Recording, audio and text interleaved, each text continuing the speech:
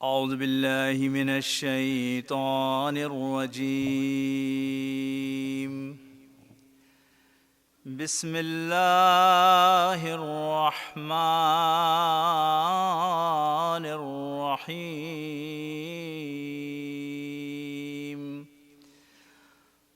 وقضى ربك ألا تعبدوا إلا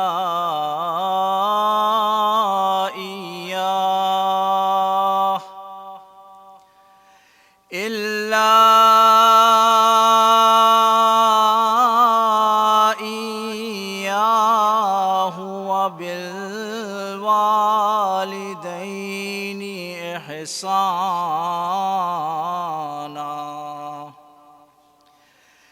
إما يبلغن عندك الكبر أحدهما أو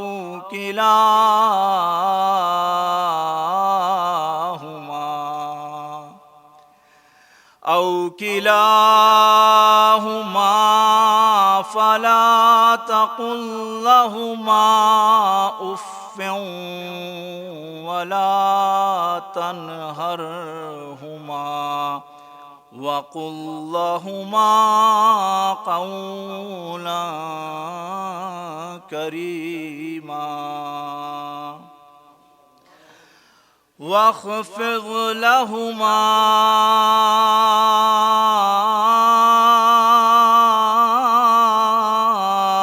جناح الذل من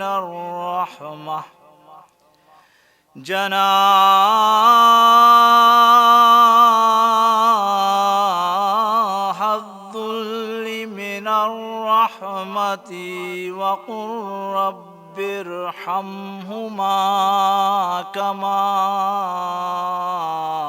ربياني صغيرا.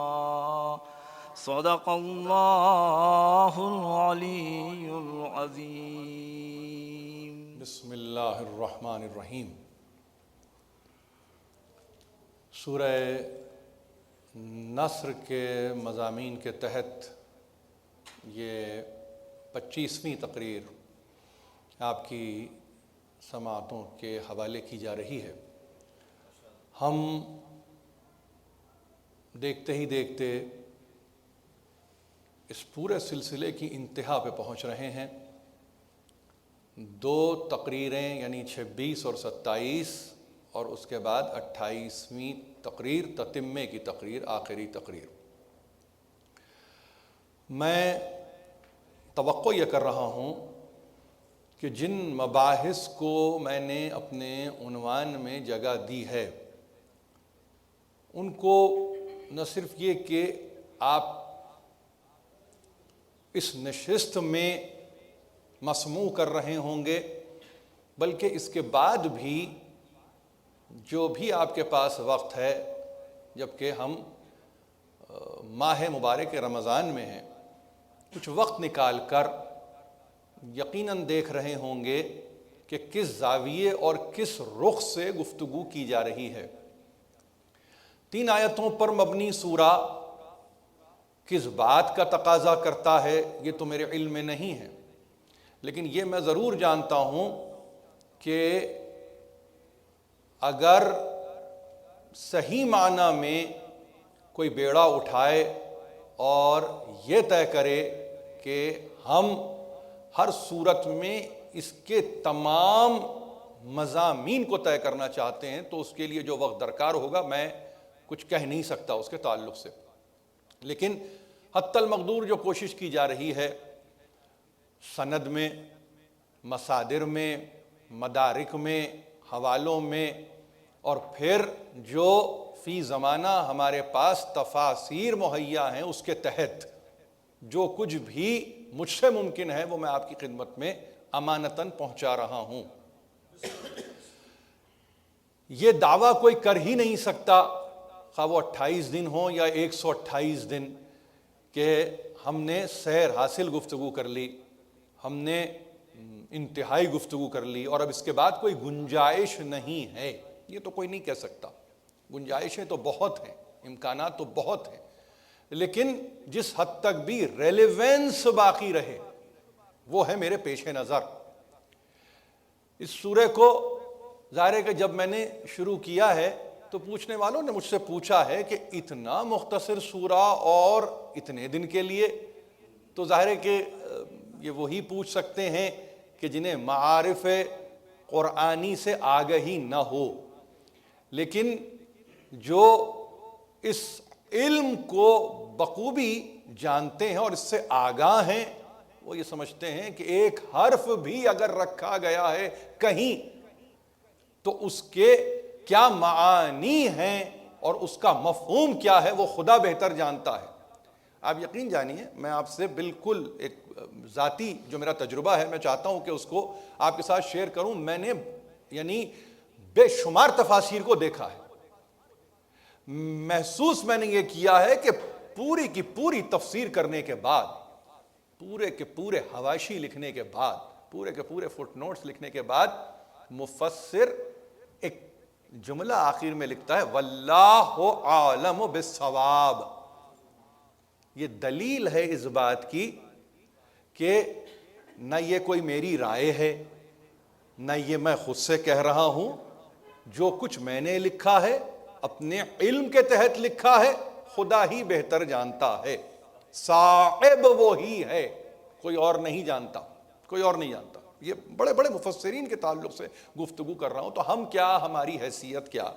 لہٰذا اس چیز کو تو ذہن میں رکھیے کہ بات 28ویں تقریر تک جائے معاملہ ناتمام ہی رہے گا، اس لیے کہ اس کو مکمل نہیں کیا جا سکتا، لیکن جس حد تک بھی کوشش انسان کر سکتا ہے وہ ضروری ہے۔ لیس للانسان الا ما سعی، انسان کے لیے کچھ نہیں ہے سوائے اس کے کہ وہ کوشش کرے، وہ کاوش کرے، وہ سعی کرے، جستجو کرے۔ کل کی تقریر سے مسلسل ہوتے ہوئے میں نے انتہا میں جو بات آپ سے عرض کی ہے کہ سرکار دو عالم نے رہتی دنیا تک کے انسانوں کو ایک موقع فراہم کیا، اور وہ موقع کیا تھا؟ وہ موقع یہ تھا کہ دیکھو آج بھی تمہارے پاس گنجائش ہے، یعنی یہ فتح مکہ کی بات کر رہا ہوں، آج بھی تمہارے پاس گنجائش ہے کہ تم اپنے نامہ اعمال کو درست کر لو، جو تمہارے اعمال کا ایک پورا بغچہ ہے اس کو تم درست کر لو، اب بھی میں تمہیں گنجائش دے رہا ہوں۔ اور اس پر ہم نے سیر حاصل گفتگو کی ہے، دہرانا ظاہر ہے کہ نہ گوارا ہے، نہ اس وقت طبیعت اس بات پر مائل ہے، لیکن اس کے ساتھ ساتھ جس چیز کو سورہ نصر نے بڑی اہمیت دی ہے، اللہ کی مدد کا آنا، جس کو نصرت کہا، اس کی جانب سے فتح کی نوید ملنا جس کو فیصلہ کہا، اور اس کے بعد وَرَأَيْتَ النَّاسَ يَدْخُلُونَ فِي دِينِ اللَّهِ أَفْوَاجًا۔ اب دیکھیے، یعنی آج 25ویں تقریر ہے اور میں یہاں پر ہوں، اس سے اندازہ لگائیے کہ جہاں ضروری جانا ہے سرکار رسالت مآب کے حوالے سے پیدا کرنے والے نے کہ جب تک یہ گواہ نہ بن جائے، یہ شاہد نہ بن جائے، یہ دیکھنے والا نہ بن جائے، اس وقت تک یہ پورا عمل مکمل ہی نہیں ہوتا۔ یعنی تخلیق کا ایک عمل ہے، تخلیق کی بھی کوئی انتہا ہے، تخلیق کا بھی کوئی نتیجہ ہے، تو یہ ممکن ہی نہیں کہ یہ آرک آف اسینشن جس کو کہا گیا یہ کامل ہوتا ہی نہیں جب تک کہ یہ شاہد نہ ہو جائے، جب تک کہ یہ دیدار کرنے والا نہ ہو جائے، جب تک یہ دیدنی کی منزل پر نہ آ جائے، اس وقت تک یہ مکمل نہیں ہے کام۔ یاد ہے نا آپ لوگوں کو یہ سورہ نصر آخری سورہ ہے نزولی اعتبار سے، تو وہاں یہ کہا جا رہا ہے کہ تم دیکھو اور تم دیکھو گے، زمانہ اپنی جگہ طے ہے، دیکھو یا دیکھو گے، دونوں ہی صورتوں میں اس طرح سے دیکھو گے کہ اللہ کے دین میں غول در غول، فوج در فوج، دستہ بدستہ تم دیکھو گے انسانوں کو داخل ہوتے ہوئے، تم دیکھو گے۔ اب یہ قرآن ہے، قرآن کا ترجمہ ہے، آپ کے ہاتھوں میں کھلا ہوا ہے، اس میں اضافے کی کوئی گنجائش نہیں ہے، اور چاہوں بھی تو نہ اضافہ کر سکتا ہوں نہ اس میں کوئی کمی کر سکتا ہوں۔ آپ اس کو ماضی میں دیکھیے تو وہ دیکھے، آپ اسے حال میں دیکھیں تو وہ دیکھے، آپ اسے استقبال میں دیکھیں تو وہ دیکھے، اس کے بغیر کوئی زمانے کا تصور نہیں ہے۔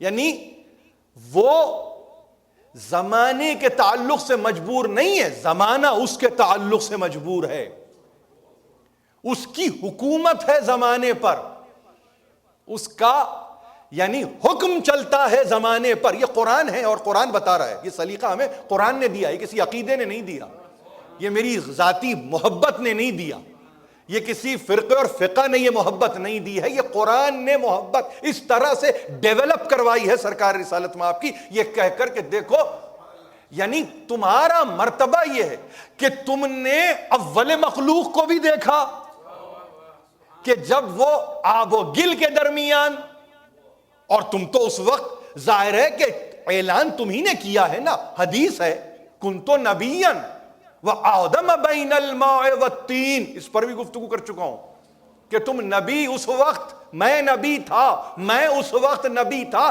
کہ جب آدم، کون ہے آدم؟ ابو البشر ہے، ابو البشر ہے، انسانوں کا باپ ہے، تو ہستی جو دیکھ رہی ہے اس کا مقام کیا ہوگا؟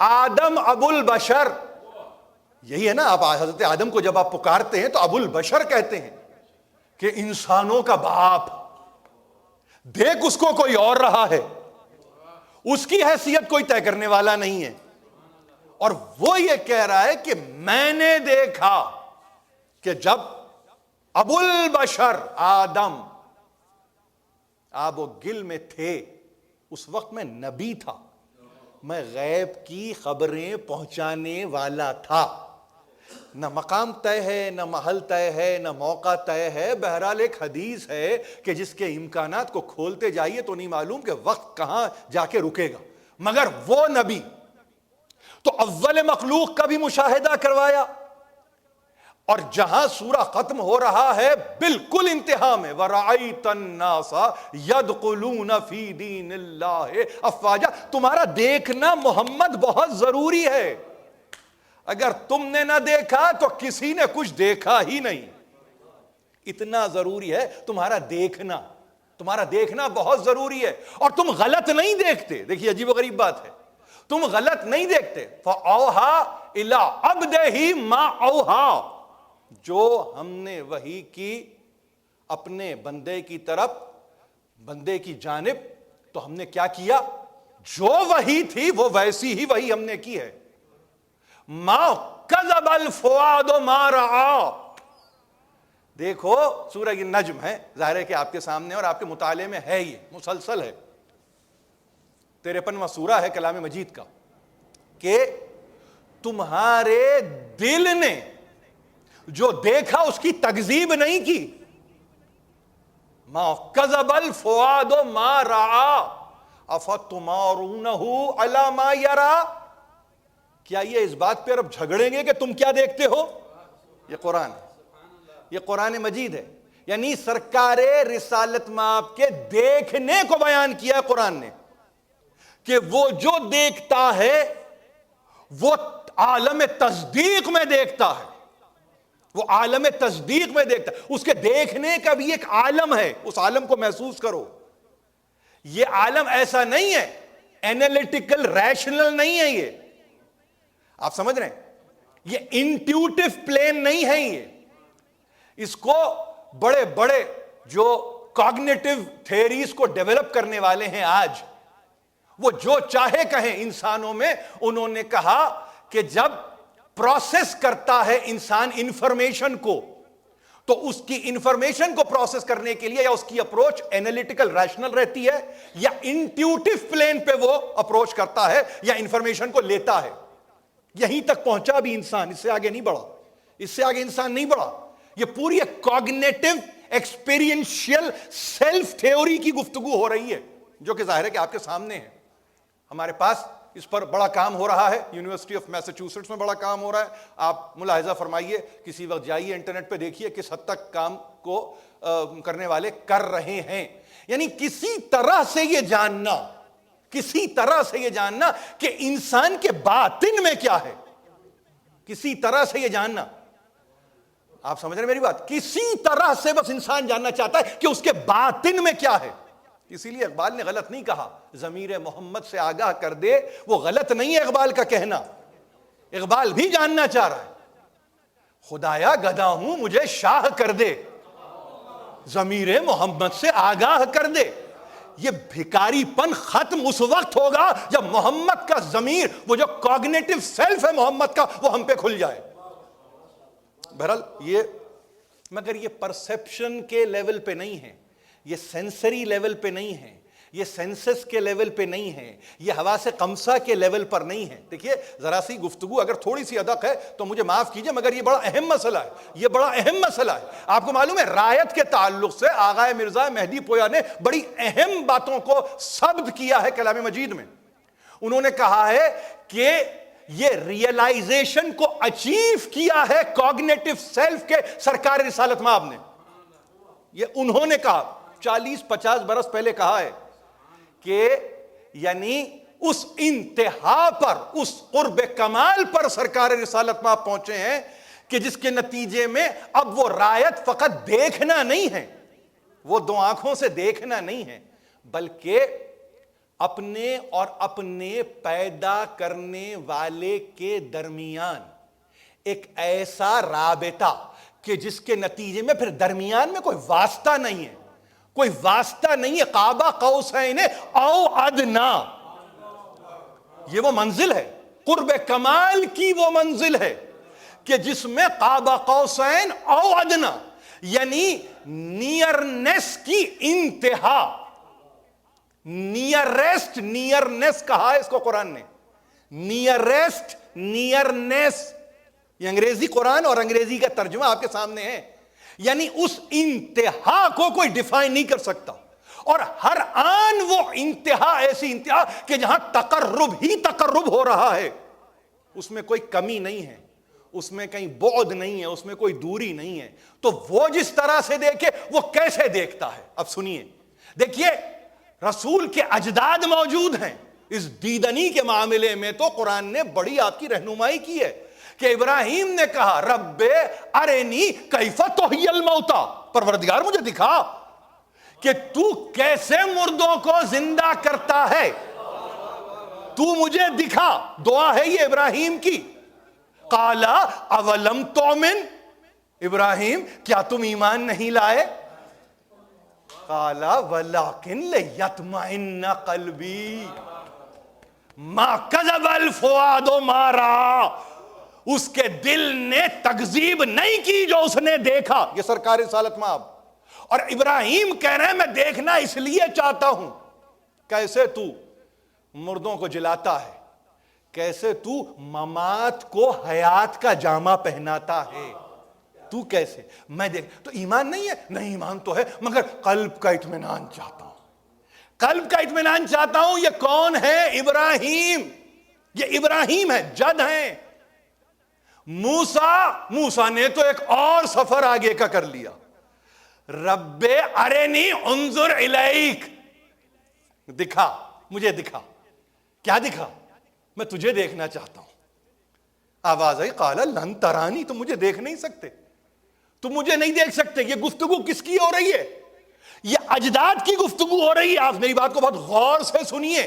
یہ دیدنی کے تعلق سے گفتگو کر رہا ہوں. رایت آپ کو نثر میں اس وقت سمجھ میں آئے گی جب یہ دعائیں سمجھ میں آ جائیں. لیکن جب دعا کی منزل پر سرکار رسالت مآب نے اپنے آپ کو لا کے رکھا تو ایک عجیب دعا ہے سرکار رسالت مآب کی. فرماتے ہیں رب ارنی الاشیاء کما ہی، پروردگار اشیاء کی حقیقت مجھ پر کھول کے رکھ دے. اشیاء کی حقیقت. جب کہہ رہے ہیں دکھاؤ کہ کیسے مردوں کو زندہ کرتے ہو، موسیٰ کہہ رہے ہیں اپنا جلوہ دکھاؤ کہ تم کیسے ہو، نظر آتے ہو، کیسے ہو۔ محمد عربی نہ حیات و ممات کی گفتگو کرتے ہیں، نہ اللہ کے دیدار کی گفتگو کرتے ہیں، وہ تو وہ بات کرتے ہیں جو کہ انتہائی بات ہے، اس کے بعد کوئی بات کرنے والا ہے بھی نہیں، اس کے بعد کوئی آنے والا بھی نہیں ہے، کوئی بات کرنے والا بھی نہیں ہے۔ یعنی اس کا مطلب یہ ہے کہ اب وہ گفتگو کریں کہ اس سے آگے کوئی تجاوز نہیں کرے، اس سے آگے کوئی بڑھ نہ جائے۔ محمد حدوں کو قائم کرتا ہے فکر انسانی کی، فکر انسانی کی حدوں کا قائم کرنے والا ہے محمد۔ اس سے آگے نہیں سوچ سکتی انسانیت، سوچ ہی نہیں سکتی۔ یہ اس کو چیلنج مت سمجھیے، اس کو کسی قسم کا کوئی آپ اسٹیٹمنٹ مت سمجھیے، اس کو ایموشنل اٹیچمنٹ نہ دیجیے کسی بھی چیز کے ساتھ، سوچ ہی نہیں سکتے۔ یہ ایک یونیورسل ٹروتھ ہے جو آپ کی خدمت میں پیش کر رہا ہوں۔ پروردگار اشیاء کی حقیقت سے مجھے بہرہ مند کر دے۔ رب ارنی الاشیاء کما ہی، جیسے ہے شے ویسے مجھ پر اس کی حقیقت کو آشکار کر دے۔ تو ہر شے پر تو قدیر ہے، تو خبیر ہے، تو علیم ہے، تو واقف کار ہے، تو جاننے والا ہے، سب کچھ تو تیرے اختیار میں ہے، سب کچھ تو تیرے اختیار میں ہے۔ جب تیرے اختیار میں ہے تو میرا تعلق تو تجھ سے ایسا ہے نا، تو ہی تو کھولے گا اور کون کھولے گا، تو ہی تو بتائے گا اور کون بتائے گا۔ اور پھر دیکھیے عجیب و غریب بات ہے اس کے اندر، اس ٹلٹ کو ملاحظہ فرمائیے جو جہاں میں آپ کو لے جانا چاہتا ہوں۔ کل شیء ہالک الا وجہہ، اور ہر شے ہلاک ہونے والی ہے سوا اس کے رخ کے۔ تو اگر ہر شے کی حقیقت محمد چاہتے ہیں کہ آشکار ہو جائے تو بچ کون سی شے جائے گی؟ وہ اس کا چہرہ، وہ اس کا رخ۔ یعنی یہ ایک انداز ہے اپنے رب کو پہچاننے کا کہ سب کو جانوں کہ تو اور جانا جائے، اتنا جانوں کہ پھر تو اور جانا جائے، اتنا سمجھوں کہ تو اور سمجھا جائے۔ یہ ہے فلسفہ، اس کو سمجھیے۔ اب اس کے بعد جب قوت دی، طاقت دی فیصلے کی، تو کہا رأیت الناس یدخلون فی دین اللہ افواجا، تم دیکھو گے انسانوں کو دیکھو گے، اور کون دکھائے گا تمہیں؟ وہ جو رب ناس ہے، ملک الناس ہے، الہ الناس ہے، وہ تمہیں دکھاتا رہے گا۔ عجیب بات یہ ہے انسانوں کا داخلہ دین الہی میں وہ دکھائے گا۔ آخری سورہ موجودہ ترتیب مکی و مدنی میں ختم ہی ہوتا ہے انسانوں پر۔ انتہا ہے انسان، انتہا ہے انسان، الہام کی انتہا ہے انسان، اتنا بلند مرتبہ ہے انسان اس کو دیکھنے کے لیے۔ اسی لیے شاید اقبال کو بڑی حیرانی ہوئی اور ضرب کلیم یاد آیا فوری طور پر۔ سن 36 میں یہ کلام آیا اور نبوت کے عنوان کے تحت علامہ اقبال نے ایک عجیب بات کہی ہے، اور ظاہر ہے کہ وہ ہم سے اور ہماری فکر سے بڑی مربوط ہے، اس لیے میں بیان کر رہا ہوں۔ ورنہ تو فقہا نے یعنی بڑے ہی خاص انداز سے روزے کی حالت میں شعر گوئی پر ان کے فتاوے موجود ہیں، لیکن میں ظاہر ہے کہ یہ چونکہ موضوع پر ہوں، اپنے موضوع کے تحت بات کر رہا ہوں، تو میرے لیے یعنی کوئی قدغن نہیں، کوئی پابندی نہیں ہے، اور اس میں کوئی ایسی صورت بھی نہیں ہے کہ جس کو آپ ہی کہیں کہ نہیں غیر متعلق فکر ہے جس کو پیش کرنے کی کوشش کی جا رہی۔ نہیں، اقبال نے ایک عجیب بات کہی۔ اقبال نے کہا میں نہ عارف، نہ مجدد، نہ محدث، نہ فقیہ۔ یہ علامہ اقبال ہے، علامہ اقبال ہے۔ عارف کون ہوتا ہے؟ چیزوں کو جاننے والا۔ اب یہ لفظ کہاں کہاں استعمال ہوتا ہے، کس کس پلیٹ فارم سے، مجھے بتانے کی ضرورت نہیں ہے۔ میں نہ عارف، نہ مجدد۔ طریقہ رہا مسلمانوں کا بعد سرکار رسالت مآب یہ طے کرتے تھے کہ پہلی صدی کا مجدد کون، دوسری صدی کا مجدد کون، تیسری صدی کا مجدد کون، یعنی دین میں تجدید کرنے والا، دین کو ایک جدت دینے والا۔ تو فرماتے ہیں اقبال میں نہ عارف، نہ مجدد، نہ محدث، نہ میں حدیث کا بیان کرنے والا ہوں، نہ فقی، حلال و حرام مجھے نہیں معلوم، یہ فقہا کا معاملہ ہے، میں نہیں جانتا۔ میں نہ عارف، نہ مجدد، نہ محدث، نہ فقی، مجھ کو معلوم نہیں کیا ہے نبوت کا مقام۔ علامہ اقبال، میں نہ عارف، نہ مجدد، نہ محدث، نہ فقی، مجھ کو معلوم نہیں کیا ہے نبوت کا مقام. ظاہر ہے کہ جب شعر گوئی کے فن سے آپ اگر واقف ہوں تو آپ سمجھ رہے ہیں کہ پہلے مصرعے میں یعنی یہ کوئی اتھارٹی نہیں دی ہے کہ اگر یہ چار میں سے کوئی ہوگا تو وہ نبوت کے مقام کو جانتا ہوگا, ایسا نہیں ہے. وہ بتانا یہ چاہ رہے ہیں کہ یہی دعویٰ زیادہ کرتے رہتے ہیں. اگر کوئی عارف ہے تو وہ کہتا ہے کہ ہم سے بہتر کون جاتا ہے, کوئی مجدد ہے کہتا ہے ہم سے بہتر کون جاتا ہے, محدث کہتا ہے ہم سے بہتر کون جاتا ہے, فقیہ کہتا ہے ہم سے بہتر کون جانتا ہے. تو اقبال کو ظاہر ہے کہ ایک لیسن تو دینا تھا. اقبال نے کہا میں نہ عارف نہ مجدد نہ محدث نہ فقیہ, مجھ کو معلوم نہیں کیا ہے نبوت کا مقام. ہاں مگر عالم اسلام پہ رکھتا ہوں نظر. ہاں مگر عالم اسلام پہ رکھتا ہوں نظر. فاش ہے مجھ پر یہ ضمیر فلک نیلی فام. ہاں مگر عالم اسلام پہ رکھتا ہوں نظر. محدث نہیں ہے, مجدد نہیں ہے, محدث نہیں ہے, فقیہ نہیں ہے, عارف نہیں ہے.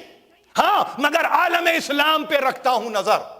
فاش ہے مجھ پر یہ ضمیر فلک نیلی فام. وہ نبوت ہے مسلمان کے لیے, اب نتیجہ, وہ نبوت ہے مسلمان کے لیے برگ حشیش جس نبوت میں نہیں قوت و شوکت کا پیام. وہ نبوت ہے مسلمان کے لیے برگ حشیش. یہ لفظ واقف ہیں آپ, برگ حشیش. حشیش کو جا کے لغت میں دیکھیں گے تو ایک معنی تو ہے سوکھی گھاس کے, لیکن برگ حشیش اگر دوسرے معنی تلاش کرے تو کوئی اور لفظ میرے پاس نہیں ہے کہنے کے لیے, وہ ہے بھنگ. وہ نبوت ہے مسلمان کے لیے برگ حشیش. یعنی نبوت اگر ٹرینکولائز کر رہی ہے تو وہ نبوت نہیں ہے. آپ سمجھیں, نبوت کسی ٹرینکولائزر کا نام نہیں ہے کہ تمہیں نشے میں مبتلا کرے اور نتائج کو لے لے. نہیں, یہ نبوت نہیں ہے. وہ نبوت ہے مسلمان کے لیے برگ حشیش. اگر کوئی یہ کہتا ہے کہ بس کوئی سوال ہی نہ ہو, نتیجے میں کوئی جواب ہی نہ ہو, تو وہ تو ٹرینکولائزر ہے. وہ تو آپ کسی کو ٹرینکولائز کر رہے ہیں. مگر نہیں, وہ نبوت ہے مسلمان کے لیے برگ حشیش جس نبوت میں نہیں قوت و شوکت کا پیام. قوت چاہیے, قوت شوکت نبوت. ورأیت الناس یدخلون فی دین اللہ افواجا. یہ ہے شوکت نبوت جس کا اعلان کیا اقبال نے. اگر یہ شوکت نہیں, اگر یہ شان نہیں, اگر یہ عظمت نہیں, تو اب کوئی اور بلائے کوئی فرق نہیں پڑتا. مگر ہمارا نبی وہ ہے کہ اپنی پوری قوت و شوکت و شان و عظمت کے ساتھ اس پیغام کو انتہا پر لے جاتا ہے. گفتگو کو ختم کرتے ہوئے دو تقریریں اور میں چاہوں گا وقت پر اگر آپ آ جائیں تو بہت مہربانی ہوگی, اس لیے کہ کام اب بھی باقی ہے. مگر جاتے جاتے بس یہ کہوں, ایسی نبوت, ایسی سایہ دار نبوت, ایسی پر از بہار نبوت کہ جس میں آپ کو سانس لینے کا موقع ملتا ہو, اگر انسان اس سے بھی حاصل نہ کرے اور در در کی ٹھوکریں کھاتا رہے تو خدا جانیے کہ خدا چاہے بھی تو پھر اس امت کو بچانے والا نہیں ہے. بس یاد رکھیے, اس ہستی کا واسطہ دے کر کہ جو شجر نبوت کا نمائندہ شجر تھا, ایک مرتبہ آپ دعا کیجئے, اپنے حق میں دعا کیجئے, یہ کہہ کر دعا کیجئے, پروردگار وہ رایت جو نبی کی رایت, وہ دیدنی جو نبی کی دیدنی, اس کا عشر عشیر اگر ہم کو مل جائے تو ہم پر حیات کے معنی کھل جائیں گے. وآخر دعوانا ان الحمدللہ رب العالمین.